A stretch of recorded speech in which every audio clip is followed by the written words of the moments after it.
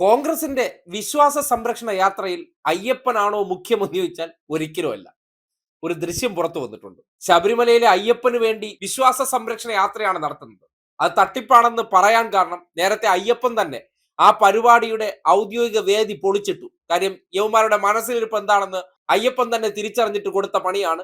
എനിക്ക് വേണ്ടി ഒരു കോപ്പ് കൂടെ ചെയ്യണ്ട എന്ന രീതിയിൽ ആ പന്തല് പൊളിച്ചിട്ട് ആ പരിപാടിയെ തന്നെ പൊളിച്ചത് അയ്യപ്പൻ തന്നെയാണ്.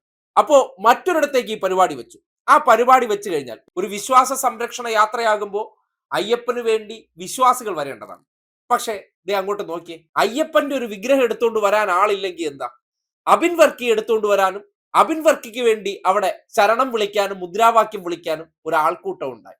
അതിൽ അപകടം മണത്ത് DCC പ്രസിഡന്റിന്റെ ഒരു ശൂശു കൂടി നിങ്ങൾ കണ്ടേ. DCC പ്രസിഡന്റ് സംസാരിക്കുമ്പോൾ നമ്മുടെ നാടിന് അപമാനകരമായിട്ടുള്ള ഒന്നാണ്. അതിനെതിരായിട്ടുള്ള പോരാട്ടമാണ് കേരളത്തിലെ കോൺഗ്രസും. പ്ലീസ്.